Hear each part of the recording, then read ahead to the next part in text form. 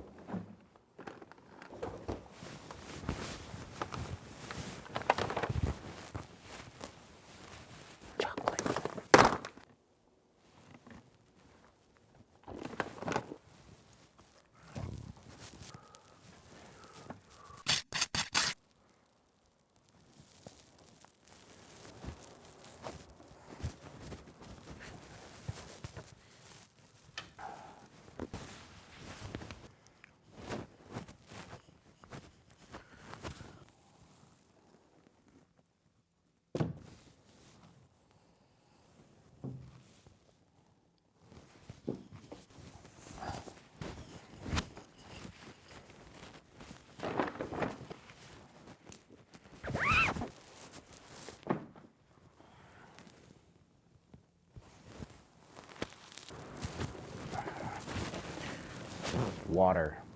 Water. Not coffee.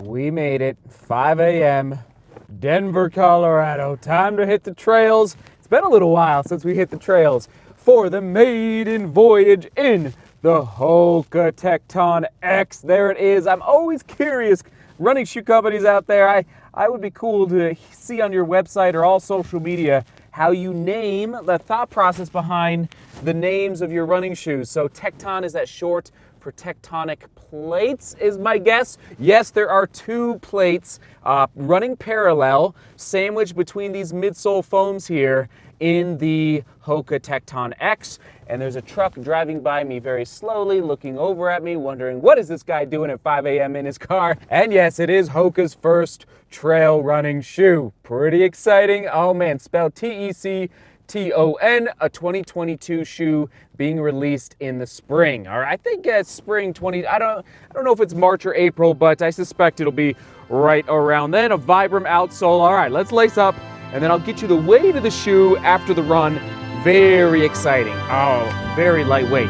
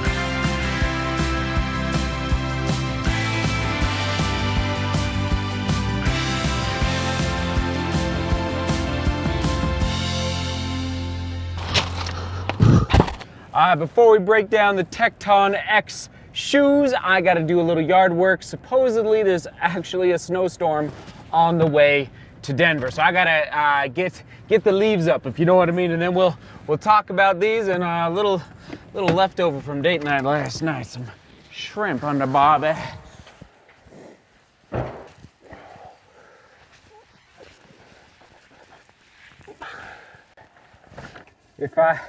If I ever lose connection with the roots of this YouTube channel, you call me out, all right? If I ever need to come out here and film in this new shed, you just let me know. Got to stay humble. Remember your roots. Remember where you came from. Okay, got the leaf blower. Let's go.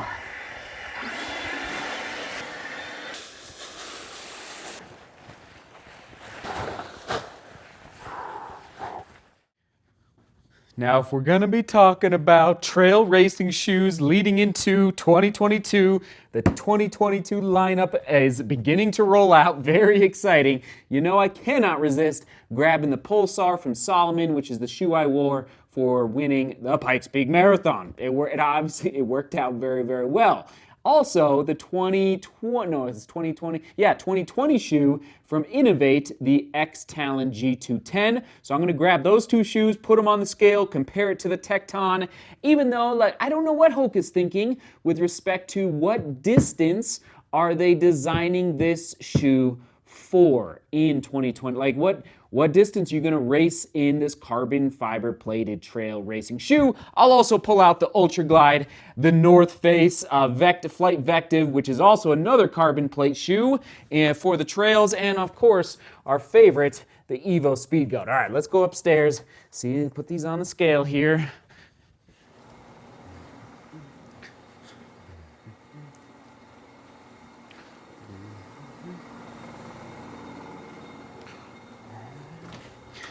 I see the Innovates. They're over here. Oh, I love a good archive. It's gonna get better, but I love a good archive. Do. This is my 2020 shoe, which no regrets wearing it. I did switch in 2021, as you all know, to the Pulsar. No regrets there either. Don't mind if I do. Little leftover from date night last night. Oh yeah, who likes shrimp? I like shrimp. All right, before I forget, question of the day. Here we go. I don't want to put dirty running shoes on our kitchen table, although True Love wouldn't care because she's the best. But I've got a little bit of, I don't know if it's class, I guess you could call it. Shrimp for lunch. Oh yeah, question of the day. What is your favorite HOKA running shoe, road or trail, of all time? Of all time, make your case down in the comments. Okay, here's the scale. Let's fire it up here, and let's see where to even begin. So we're just riffing here, talking about trail shoes of 2022, but also looking back on 2021 as we move into the new year. So I'm a little devastated, frankly, that it sounds like the Evo Speed Goat is being put on pause or maybe even discontinued 100%.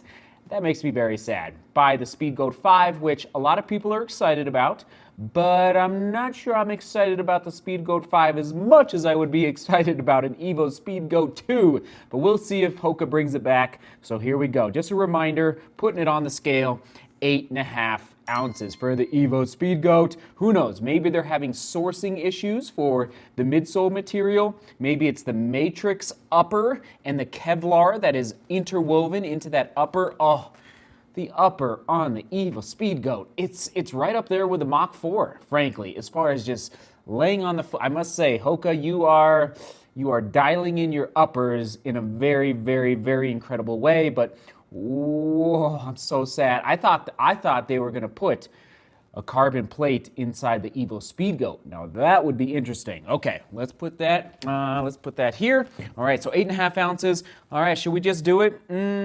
Actually, you know what? No, let's do Ultra Glide first. I know it's heavier. Let's just see. So this is a Salomon Ultra Glide, a very popular shoe, 9.2 ounces. Okay, then we've got the Flight Vective from the North Face. The kind of arguably the first carbon fiber plate trail running or racing shoe to hit the market in a long, long time. So 9.1 ounces. Okay, better than I expected. I had forgotten. So the Ultra Glide and the Flight Vective are about the same weight. And then shout out to the Pikes Peak shoes. Okay, so here we go. Innovate X Talon G210 of 2020. All right, these are all in my size, true to size. We're looking at 6.6 ounces. One of the reasons I selected this shoe, also because of that outsole. Look at that incredible outsole. Pikes Peak, if you've never raced it, you know it can be a little loosey-goosey in the traction department. The trail has some loose pebbles, especially toward the top, just kind of gritty up there. So I wanted some really good grip, which is what this shoe accomplished in a big, big way. But then here comes Solomon, flying in 2021 with a Pulsar. Just whoa! Let's just remind. Oh my goodness, 5.9 ounces for the Pulsar. That is the reason I went with the Pulsar. Also, the energy return through that midsole, unbelievable. Solomon, I mean, I don't know. Have I seen pictures of a second iteration of the shoe floating around the intrawebs? I don't know if I have. Maybe I have, but man, oh man, I think they're updating this shoe in 2022. If they are, who knows? I don't know what I'll race the Pikes Peak Marathon 2022 in. But then comes along, and this is why innovation is a beautiful thing, the HOKA Tecton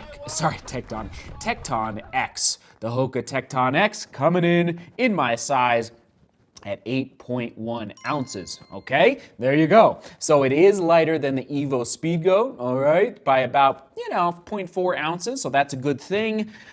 But it is, okay, it is, all right, 8.1 versus 5.9.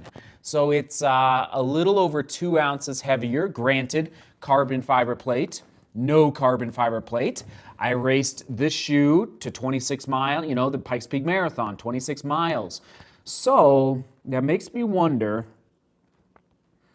it just makes me wonder again what HOKA is thinking as far as distance. Are they thinking this is their 50K shoe, their 50-miler shoe, their 100-miler shoe?